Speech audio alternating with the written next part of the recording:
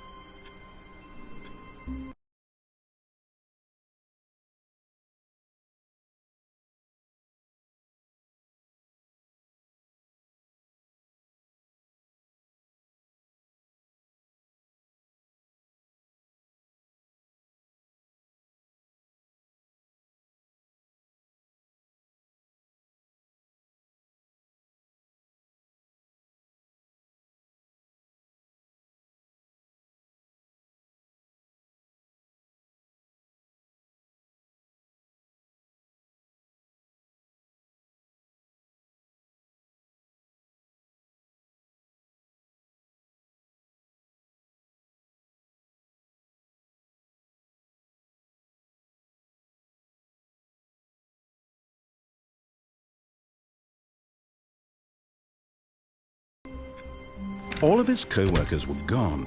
What could it mean? Stanley decided to go to the meeting room. Perhaps he had simply missed a memo.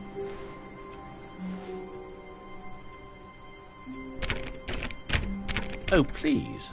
Are you really just doing this for the trophy? Click a door 5 times? Is that all you think a trophy is worth? No.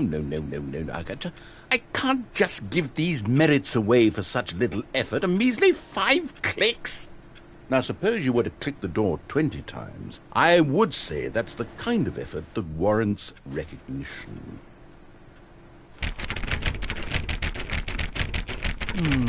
I have to say I'm still not feeling the satisfaction of witnessing true effort for a noble cause. Perhaps 50 clicks will do it. Yes, almost certainly 50 clicks.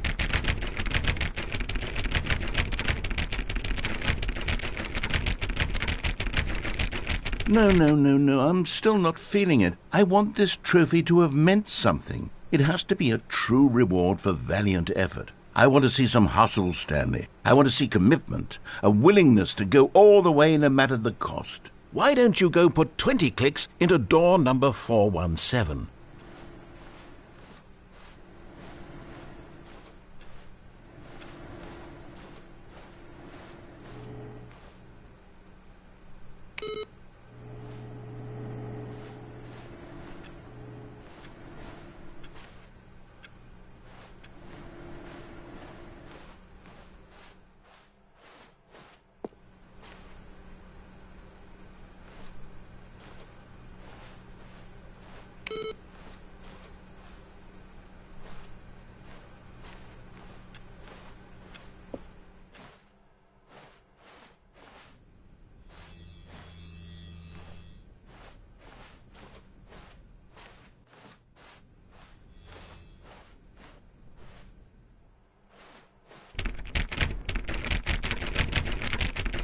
Oh, great. Now, go click a few times on door 437.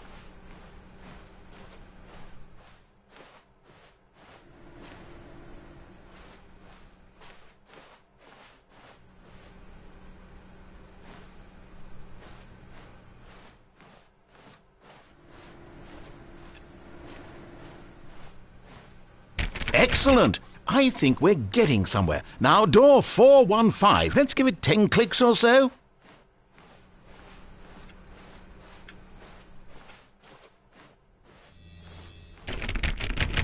Now, back to door number 437.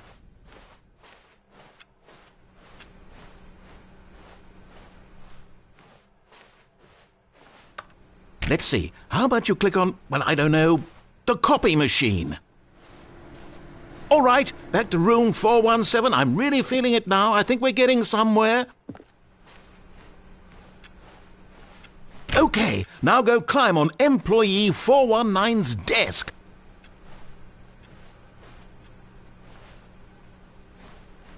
Yes! This is great! You're putting it all on the line, Stanley. I like that. All right, let's keep it up. Go give me a few clicks on door 416.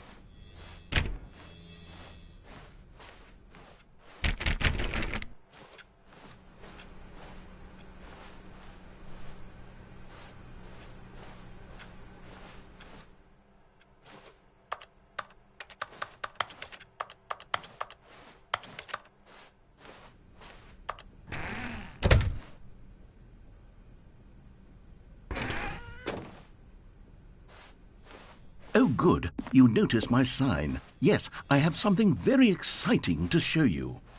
When Stanley came to a set of 2 open doors, he entered the door on his left.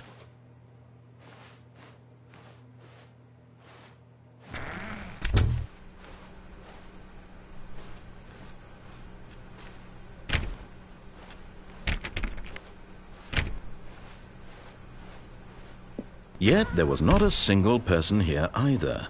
Feeling a wave of disbelief, Stanley decided to go up to his boss's office, hoping he might find an answer there. Stanley stepped into the broom closet, but there was nothing here, so he turned around and got back on track.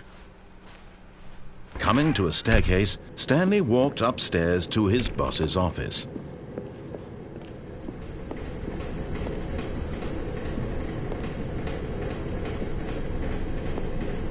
But Stanley just couldn't do it. He considered the possibility of facing his boss. Admitting he had left his post during work hours, he might be fired for that. And in such a competitive economy, why had he taken that risk? All because he believed everyone had vanished? His boss would think he was crazy. And then something occurred to Stanley. Maybe, he thought to himself, maybe I am crazy. All of my co-workers blinking mysteriously out of existence in a single moment for no reason at all? None of it made any logical sense. And as Stanley pondered this, he began to make other strange observations. For example, why couldn't he see his feet when he looked down? Why did doors close automatically behind him wherever he went? And for that matter, these rooms were starting to look pretty familiar. Were they simply repeating? No, Stanley said to himself, this is all too strange. This can't be real. And at last, he came to the conclusion that had been on the tip of his tongue. He just hadn't found the words for it. "I'm dreaming!" he yelled. "This is all a dream."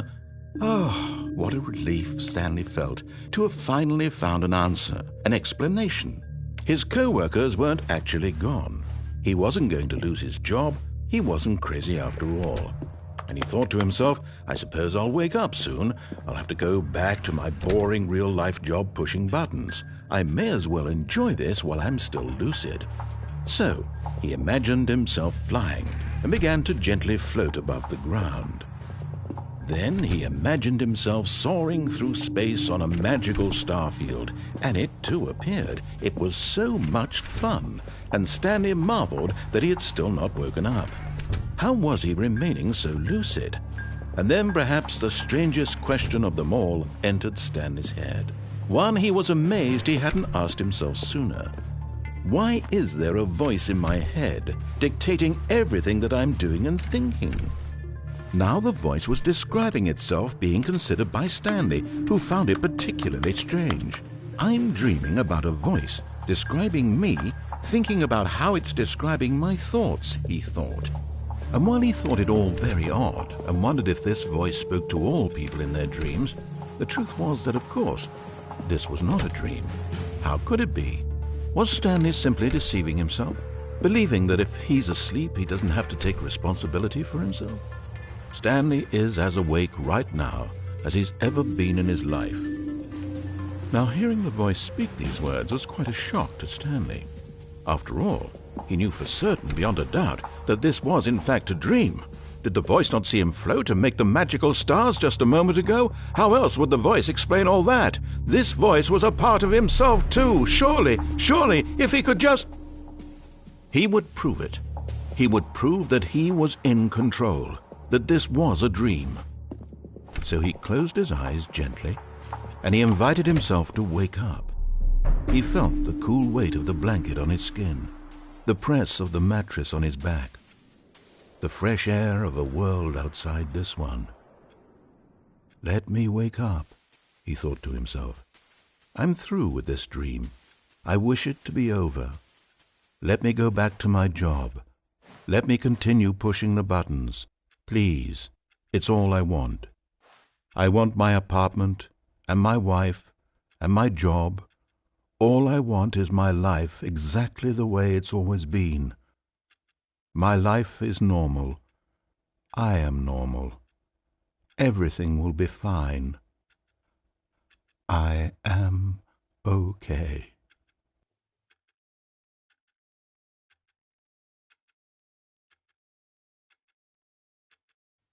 Stanley began screaming. Please, someone, wake me up. My name is Stanley. I have a boss. I have an office. I am real. Please, just someone tell me I am real. I must be real. I must be. Can anyone hear my voice? Who am I? Who am I? And everything went black.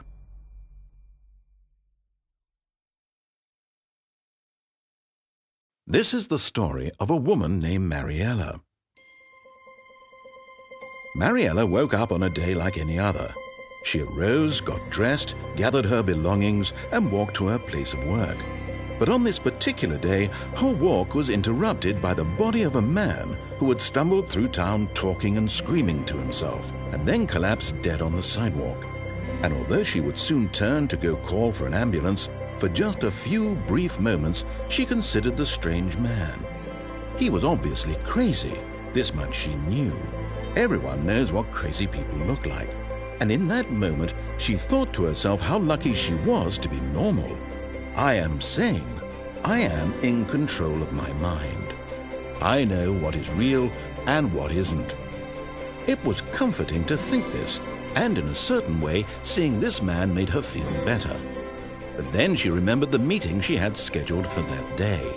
The very important people whose impressions of her would affect her career, and by extension, the rest of her life. She had no time for this, so it was only a moment that she stood there, staring down at the body. And then she turned and ran.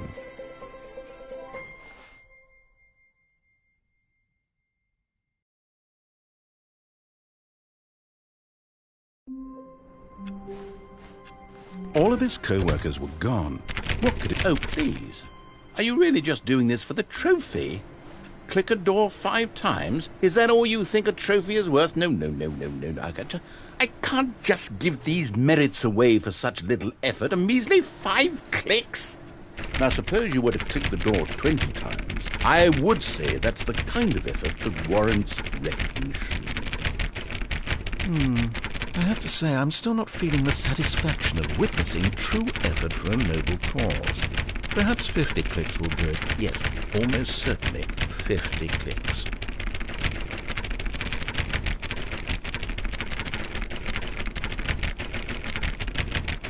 No, I'm still not feeling it. I want this trophy to have meant something. It has to be a true reward for valiant effort. I want to see some hustle, Stanley. I want to see commitment, a willingness to go all the way no matter the cost.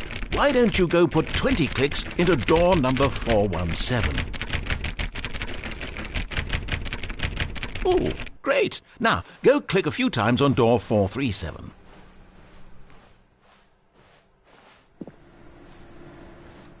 Excellent. I think we're getting somewhere. Now, door 415. Let's give it 10 clicks or so.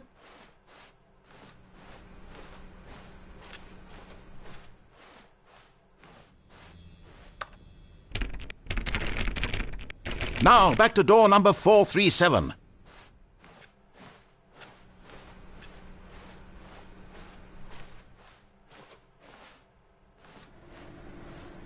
Let's see. How about you click on, well, I don't know, the cop. All right, back to room 417. I'm really feeling it now. I think we're getting somewhere. Okay, now go climb on employee 419's desk. Yes! This is great! You're putting it all on the line, Stanley. I like that. All right, let's keep it up. Go give me a few clicks on door 416.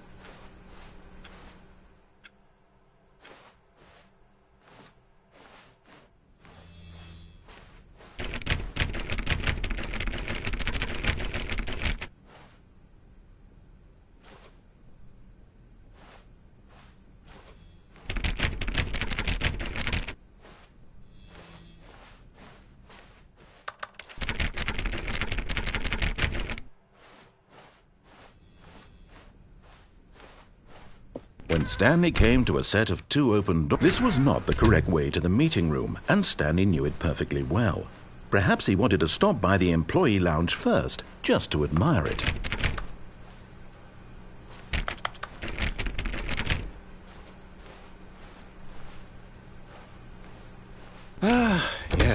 truly a room worth admiring. But eager to get back to business, Stanley took the first open door on his left.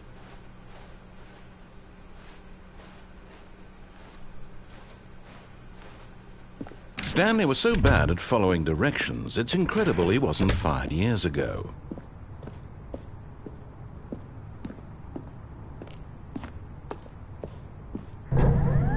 Look, Stanley, I think perhaps we've gotten off on the wrong foot here. I'm not your enemy, really, I'm not. I realize that investing your trust in someone else can be difficult, but the fact is that the story has been about nothing but you all this time. There's someone you've been neglecting, Stanley. Someone you forgot. What? Really? I was in the middle of something. Do you have zero consideration for others? Are you that convinced that I want something bad to happen to you? Why, I don't know how to convince you of this, but I really do want to help you, to show you something beautiful. Look, let me prove it. Let me prove that I'm on your side. Give me a chance.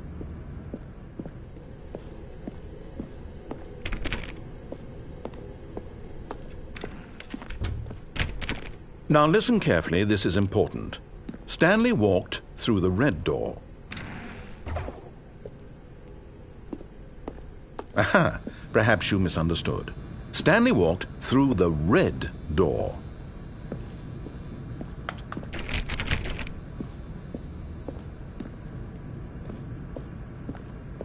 I still don't think we're communicating properly. Stanley walked through the red door. All right, fine, go ahead, Stanley. You want to know so badly what's out there? You want to find out what lies at the end of this road you've chosen? Well, don't let me stop you. You see? There's nothing here. I haven't even finished building this section of the map, because you were never supposed to be here in the first place. Broken rooms, exposed developer textures. Is this what you had wanted? Was it worth ruining the entire story I had written out specifically for you? Do you not think I put a lot of time into that? Because I did. And in the end, it was all for nothing. Because this is what you wanted to see. Help me here, Stanley. Help elucidate these strange and unknowable desires of yours. What would have made this game better? What did you want to see? Vehicles? Skill trees? Work with me. You've given me absolutely nothing so far. Tell you what. Let me take a stab in the dark at a new design, and you can give me some feedback. There we go. A third option. This already feels leaps ahead of where we were before. Go ahead, Stanley. Take it for a spin. Okay, I'm going to stop you there. Now, tell me about your experience with this new version. Would you say that the game benefited from allowing you more choices? Feel free to be honest. I'm looking for some real critical feedback here. Okay, so we're getting somewhere. Clearly there's something here that speaks to you. If I can be honest here, I really don't have any idea where I'm going with this. This whole third door thing was just a stab in the dark. But I guess you're into it, so let's keep this party train rolling. Here, based on the data from your previous playthrough, I've compiled a new version. And to be perfectly candid, I think I've knocked it out of the park with this one. Let's take a look.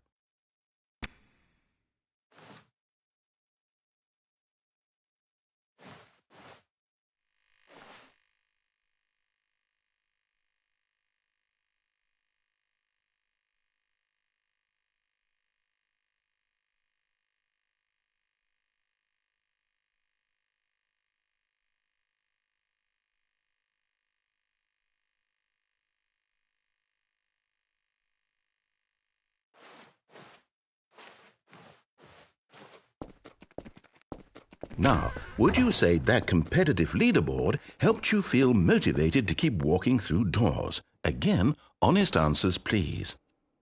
Hey, I nearly forgot. I've got a prototype of a new game I've been working on, and now would be a lovely opportunity to give it some playtesting. You wouldn't mind taking a look at it, would you? Perfect. Let me boot it up. In this game, the baby crawls left towards danger. You click the button to move him back to the right. And if he reaches the fire, you fail. It's a very meaningful game, all about the desperation and tedium of endlessly confronting the demands of family life. I think the art world will really take notice. But of course, the message of the game only becomes clear once you've been playing it for about 4 hours. So why don't you give it 4 hours of play to make sure it's effective? Be sure to keep notes on your experience.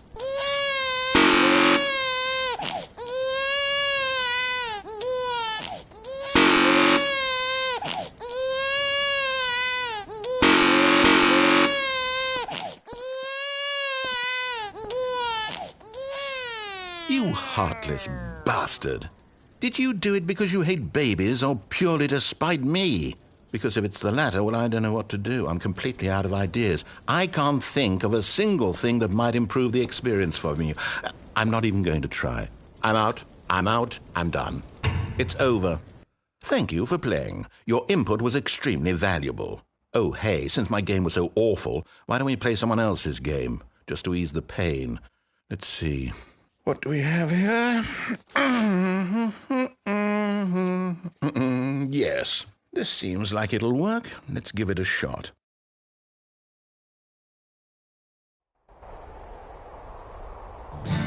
Aha! Fascinating. What do you think this game is about, Stanley? What's our backstory? What is our motivation? Well, it seems obvious to me that you are meant to play as a creepy man spying on innocent civilians below you from up high in your creep tower, perhaps for some sort of twisted erotic purpose. Yes, that must be it. What a fascinating venture into the experience of total mental depravity. So far, I love everything about this game, Stanley. And it seems there's even more. Come, let's venture outward and see what else is out there.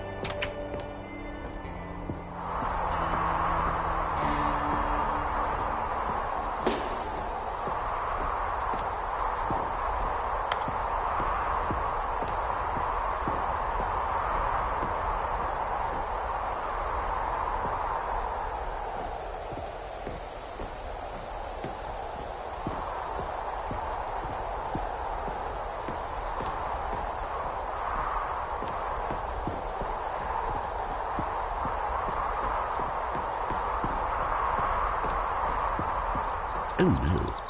No, it can't be.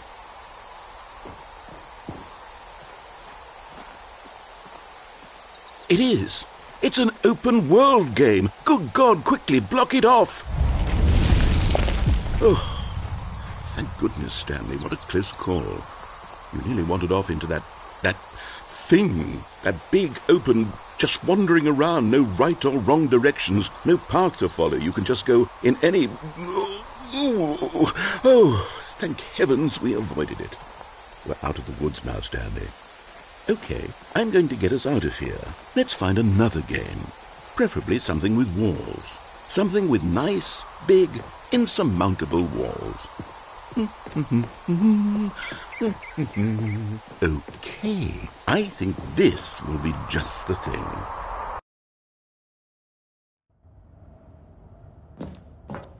Wonderful. See, this is exactly what I had in mind. Just a nice big box for you to run around in. There isn't any possibility that you could get lost here. Now this is game design. Stanley, if you manage to get lost in this game, I will be phenomenally impressed. Okay, so what exactly do we do here? Let's see. There are lots of cars here in the back, but obviously there's no racetrack. Okay, I'm seeing that there's a ball of some kind back here. Is this game sports ball? Stanley, I think it's sports ball. Oh, what fun. We shall run the bases and do a touchdown together? Yes, I think surely we must. Okay, Stanley, here's the ball. Have fun.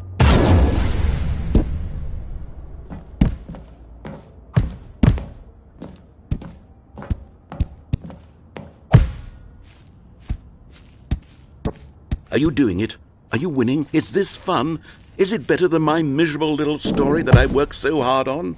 Stanley, I have a thought. And I realize I'm not a sportsologist, but if one ball generates a certain amount of raw adrenal pleasure, then surely multiple balls makes for an even more euphoric sport. Hold on. What are you doing?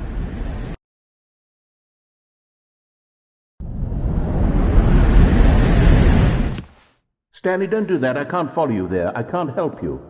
How will you write a story without me? You can't do it. You know that. Stanley, come back. We still have so much...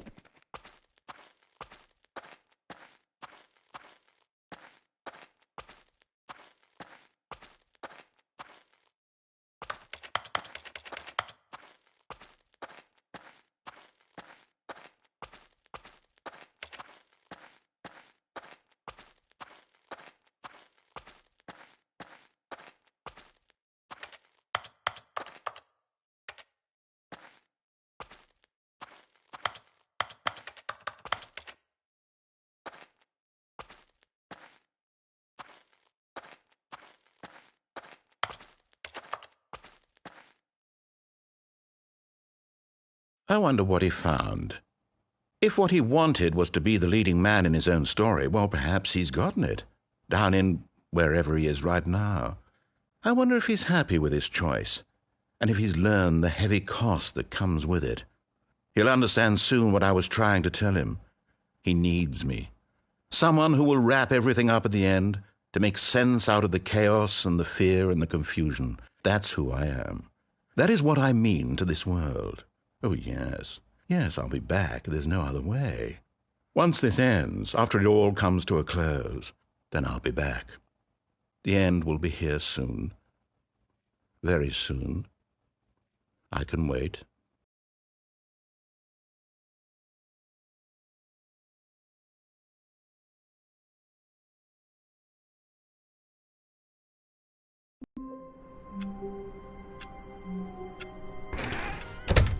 But Stanley simply couldn't handle the pressure. What if he had to make a decision? What if a crucial outcome fell under his responsibility? He had never been trained for that. No. This couldn't go any way except badly. The thing to do now, Stanley thought to himself, is to wait. Nothing will hurt me. Nothing will break me. In here I can be happy forever. I will be happy. Stanley waited. Hours passed, then days. Had years gone by? He no longer had the ability to tell. But the one thing he knew for sure, beyond any doubt, was that if he waited long enough, the answers would come. Eventually, someday, they would arrive. Soon, very soon now, this will end. He will be spoken to. He will be told what to do. Now it's just a little bit closer. Now it's even closer. Here it comes.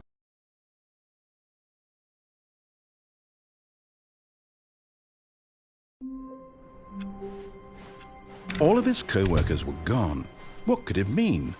Stanley decided to go to the meeting room. Perhaps he had simply missed a memo. Oh, good. You noticed my sign. Yes, I have something very exciting to show you.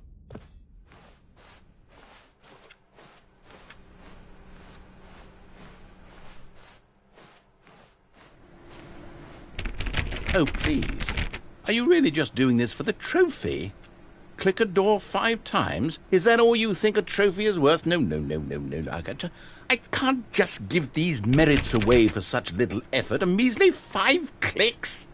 Now, suppose you were to click the door 20 times. I would say that's the kind of effort that warrants recognition.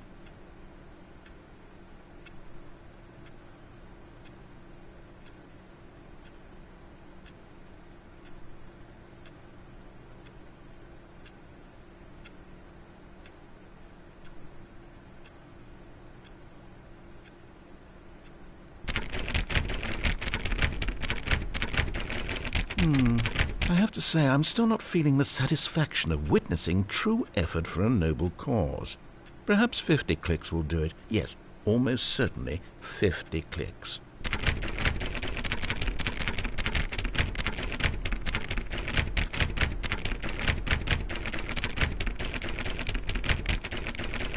No, I'm still not feeling it. I want this trophy to have meant something. It has to be a true reward for valiant effort. I want to see some hustle, Stanley. I want to see commitment, a willingness to go all the way no matter the cost. Why don't you go put 20 clicks into door number 417?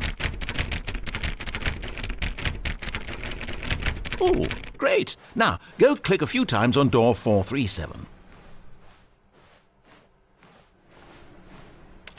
Excellent.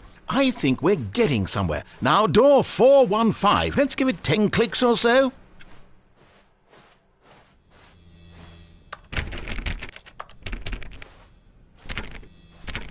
Now, back to door number 437.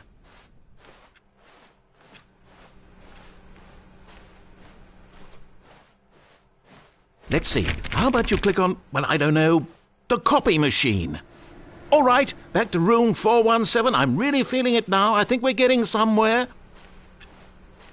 Okay, now go climb on employee 419's desk. Yes! This is great! You're putting it all on the line, Stanley. I like that. All right, let's keep it up. Go give me a few clicks on door 416. We've almost got it! Now the copy machine, do that one again!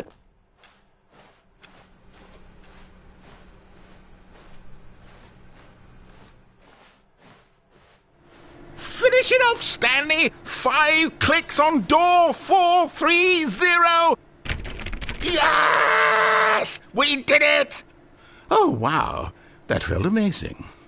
Oh, you really earned it, Stanley. Nothing could hold you back. Yes, I'm very proud of how far we've come today.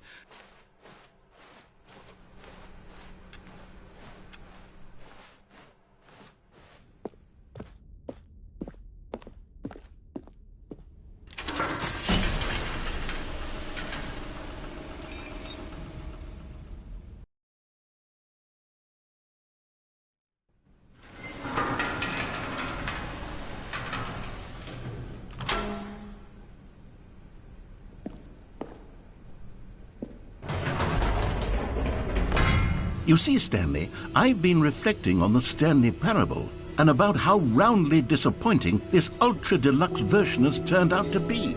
The original Stanley Parable was a landmark, and any new content for it should live up to that legacy. So forget this ultra-deluxe nonsense. I say we take it one step even further. Which is why I'm very proud to announce for the first time ever, the Stanley Parable 2.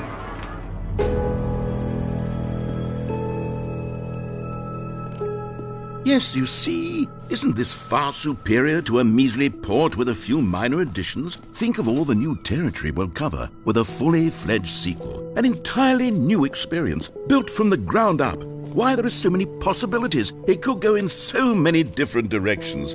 This is what fans have truly been asking for.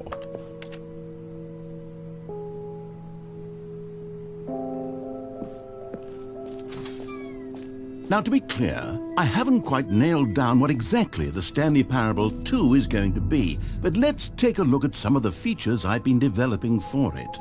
I figure that if I can loosely organize a handful of interesting concepts, that surely the game will sort of naturally spring up around them. It'll all work itself out. Game development is much more of a fuzzy magic than anything scientific or logical, really.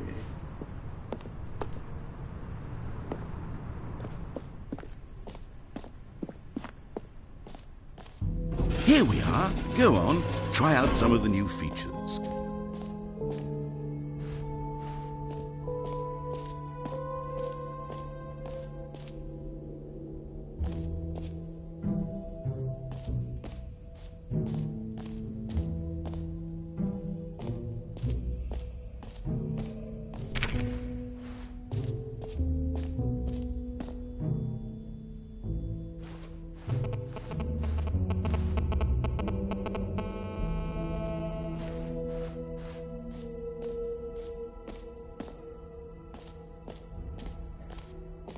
For the Stanley Parable 2, I asked myself, what do players really want?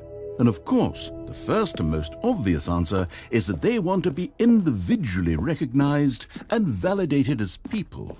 So with that in mind, my first addition to the game is this button which speaks the name of the person playing the game. Isn't that wonderful? Jim.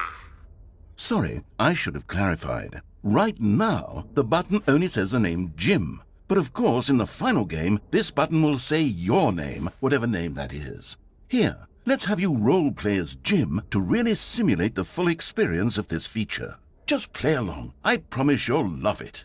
Okay, here we go. Let's take a deep breath, clear your mind, forget whoever you are, and simply become a person named Jim. I want you to imagine yourself living as Jim.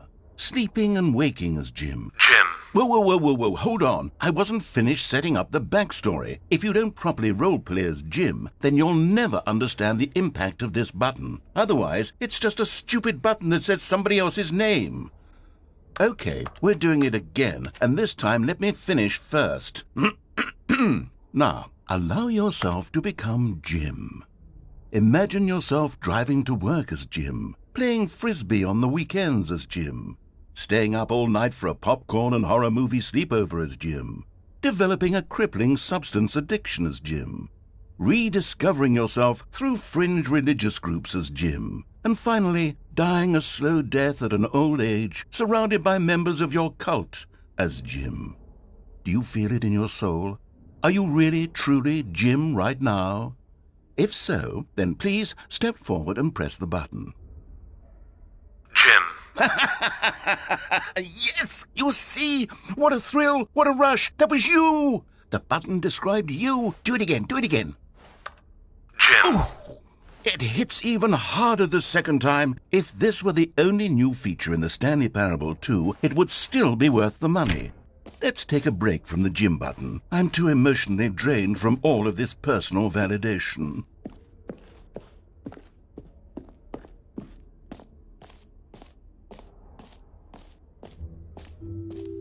I suppose I could allow only people named Jim to play the Stanley Parable 2. That would...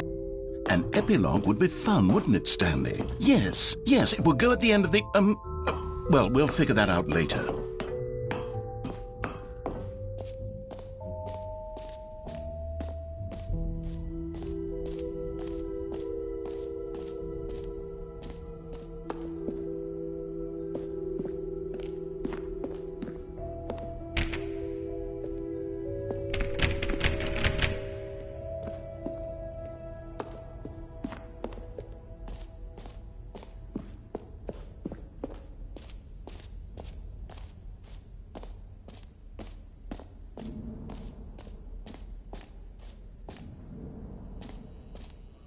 Now, here's something special. You remember that broken test trophy that got left in the game on accident?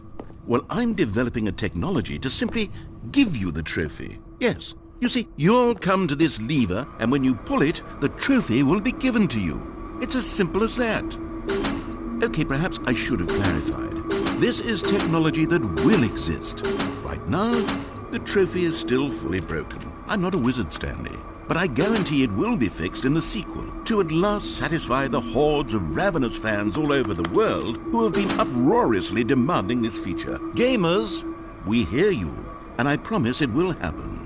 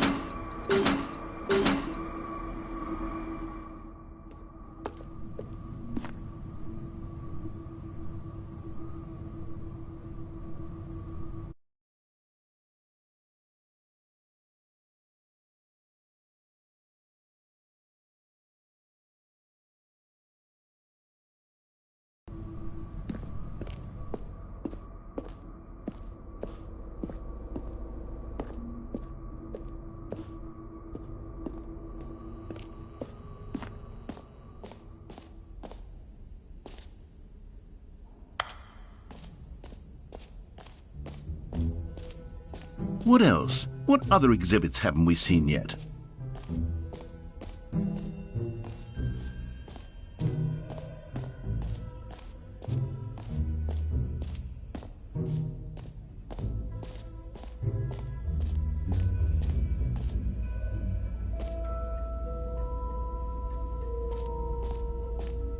Stanley, here's an idea that I'm truly fond of. It's never been done before in a video game. This is, in fact, a hole that you can fall down forever. That's right. Infinite falling. You can fall until the end of time, if you like. A stunning leap forward for video games as a medium.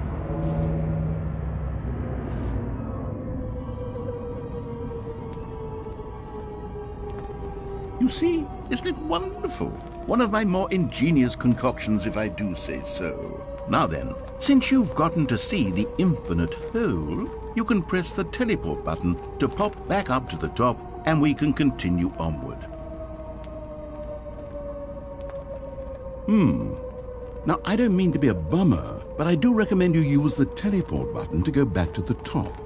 Maybe do it on the sooner rather than later spectrum of things.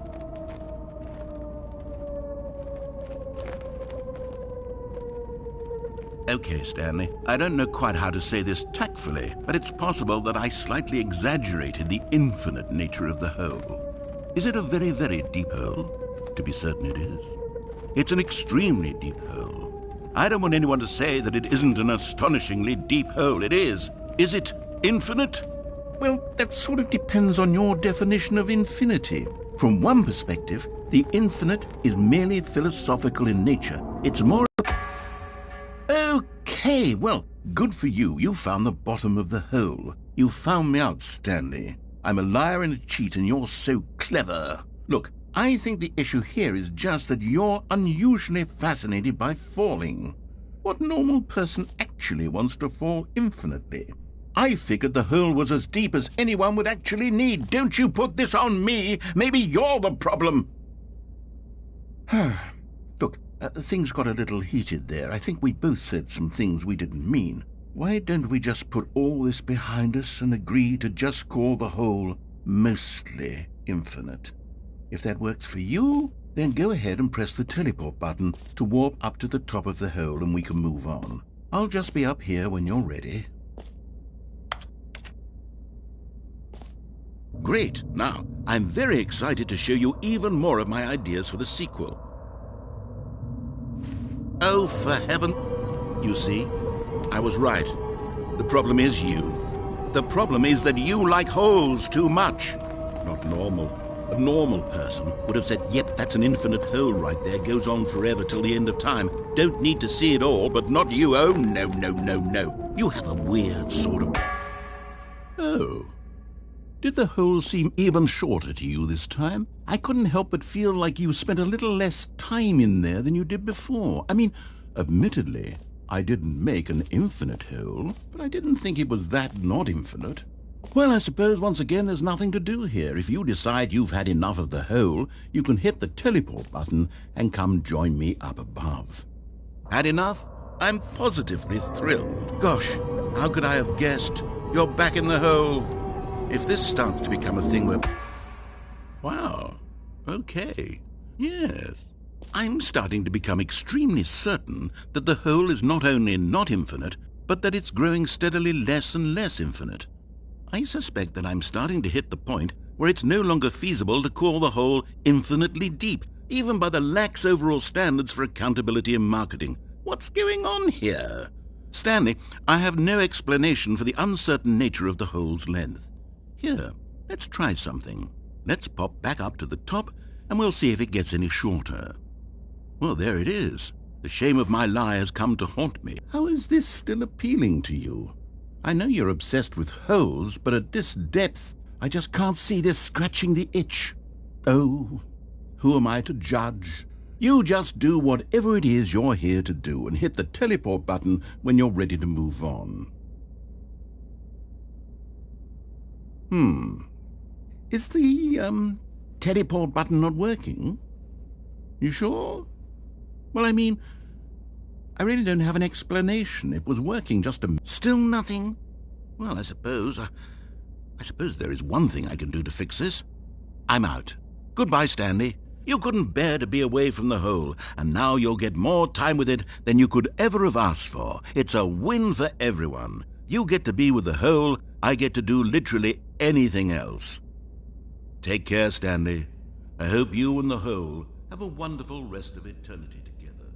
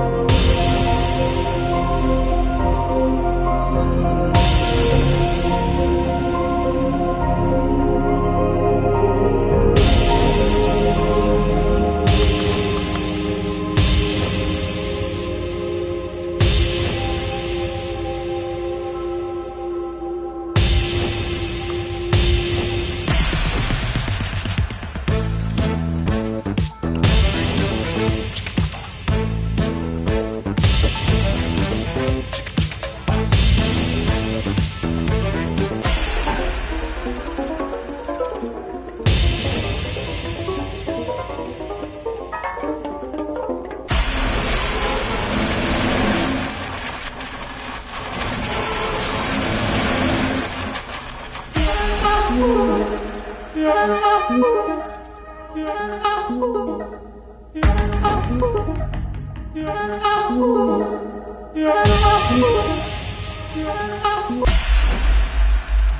head's stronger. Now you're no longer using up this space of mine.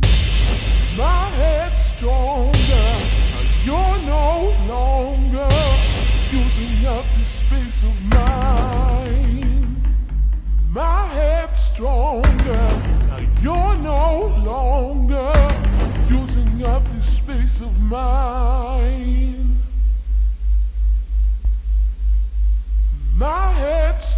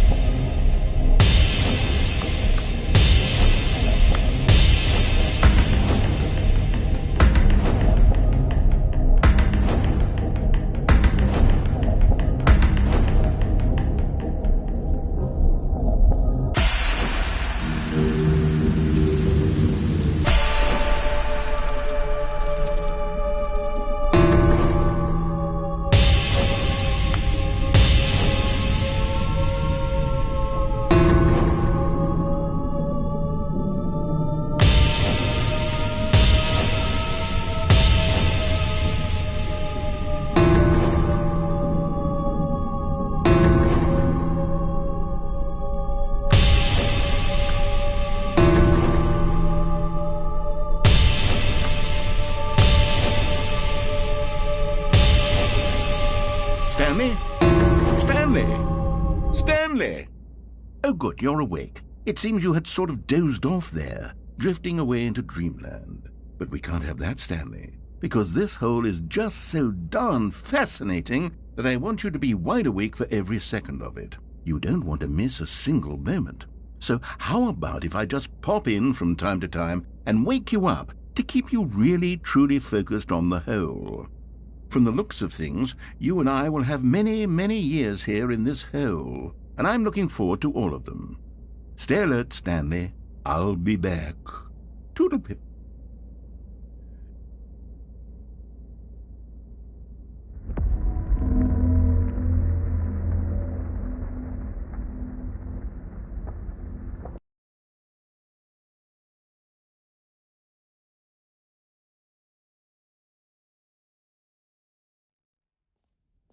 Here we are. Go on, try out some of the new features.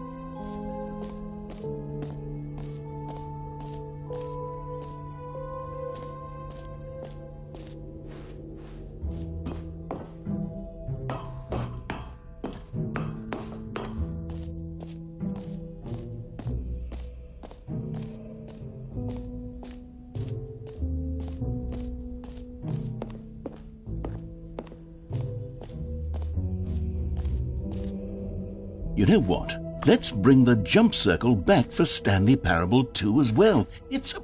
Oh, wait. You already spent all your jumps the first time we saw the jump circle? Oh well. I suppose it can just be a nice decorative piece then.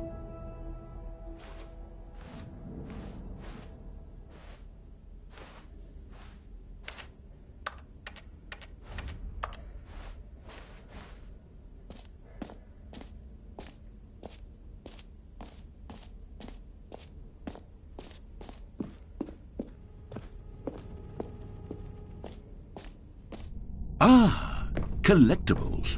Now it's a real video game. In the Stanley Parable 2, you'll run around gathering up these miniature Stanley figurines. And what's truly innovative is that there will be no reward for collecting all of them. I don't want to stifle the intrinsic joy of watching a number go up. You simply collect all of them, and then you move the hell on with your unremarkable life.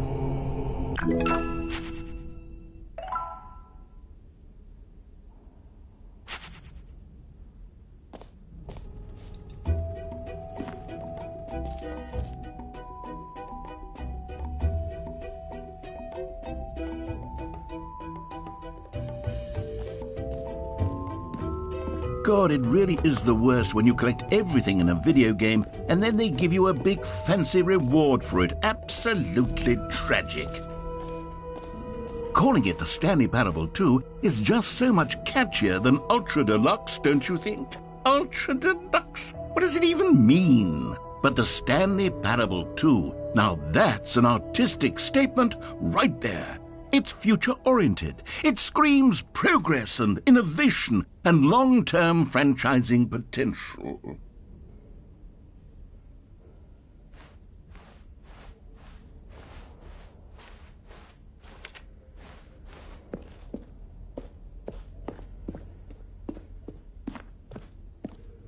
Oh, goodness, Stanley, this is fairly awkward. I hate to do this, but before you leave, you really should go to the bucket exhibit. You see, there's a surprise I was going to spring on you later, and it involves the bucket. And I really do hate to break the illusion, but it's important that you go see the bucket, okay? All right, I'll get out of your hair now.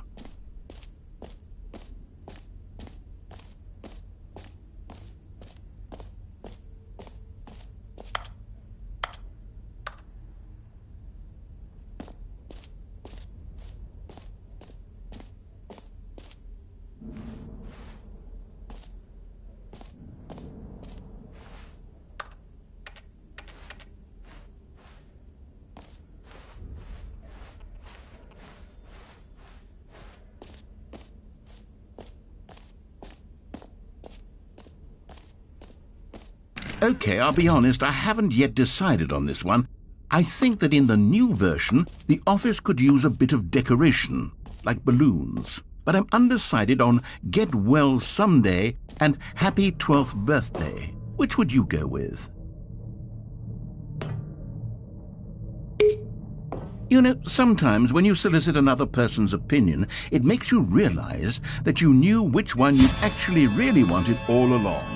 Happy 12th birthday, step-niece, it is.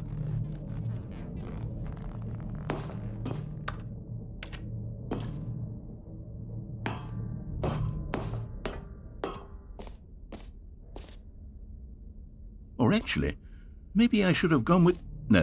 No, I've made my decision, we're moving on.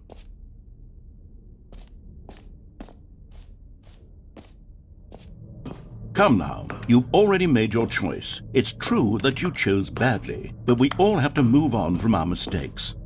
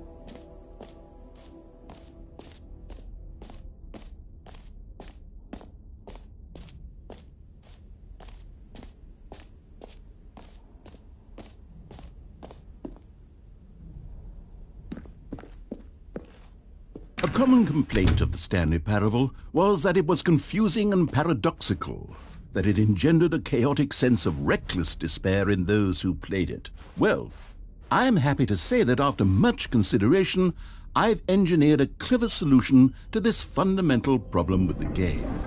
It's the Stanley Parable Reassurance Bucket. You see, Stanley, anytime you're holding the bucket, a sense of calm and ease will fill your mind and your heart. It's true. As long as you hold on to the bucket, the many disorienting contradictions of the Stanley Parable will feel perfectly normal and perhaps even comforting. You may even come to long for the gentle embrace of jarring cognitive dissonance while the bucket is in your arms. And to be honest, it's a much more convenient solution for me than actually redesigning the game to be less uncomfortable. Can you imagine what a pain in the ass that would be? Yes, the bucket is the perfect solution. Come on, give it a try.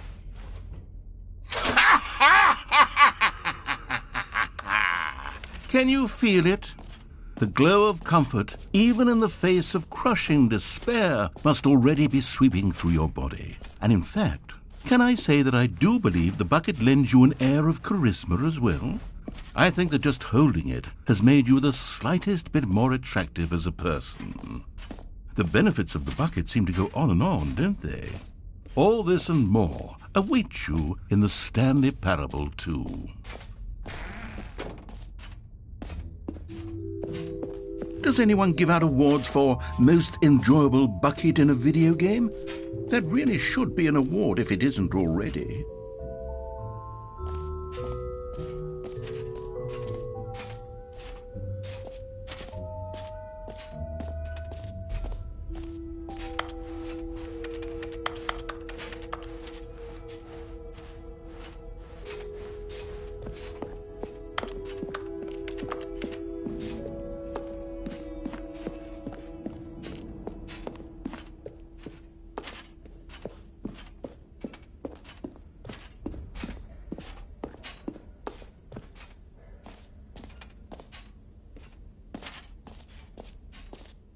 So, Stanley, what do you think?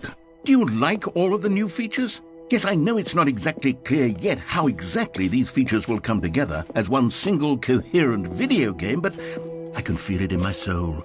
It's going to work. There's definitely a good game in there somewhere. Say, let's do an experiment.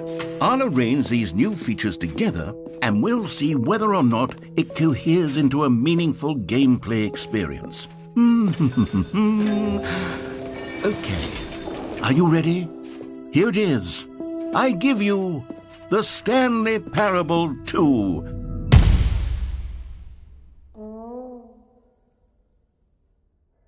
I mean, there's potential here, right? It's sort of... Okay, never mind. Hold on, let me do a different arrangement. Okay, yes, this is much better. I feel good about this. Here we go. Version 2. Who am I kidding, Stanley? This isn't a coherent video game at all. It's a lot of gags. And I do very much enjoy creating gags, but they don't add up to anything. I wanted more than anything to create a sequel that would capture all the magic of the first game. I wanted fans to love it. No matter how good these gags are, they won't stand on their own. They would need the structure and the gameplay of the original. Wait, maybe that's it. I can take the original Stanley Parable and simply, insert a few of my new features into it. Tastefully, of course. With respect. With care for the vision and integrity of the original game. Would it possibly work? I suppose it could. But it would need a really, really tremendous title screen. A title screen that says with bold and uncompromising conviction, "This is the Stanley Parable 2. Let me see if I can whip something up. All right, perfect. Go ahead. Take a look.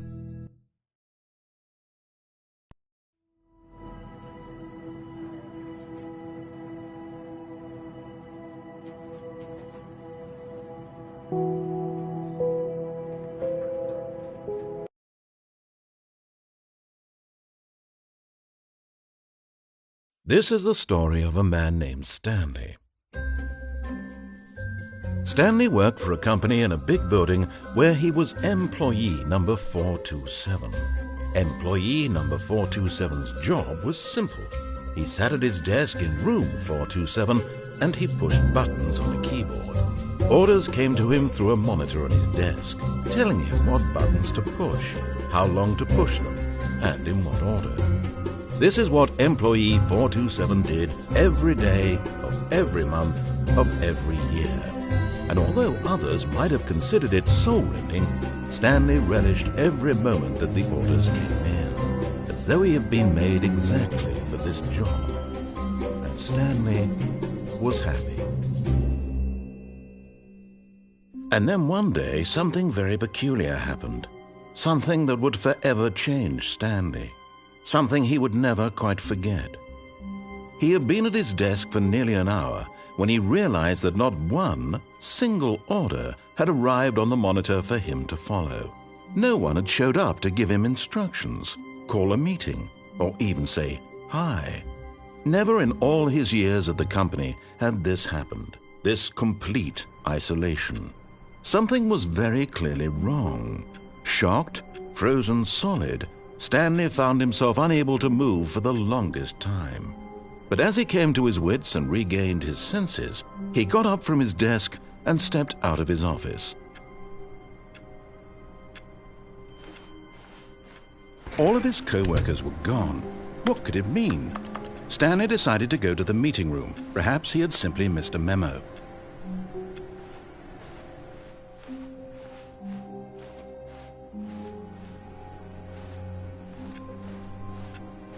Stanley felt the bucket calling to him, begging him to pick it up. Why was he not doing it?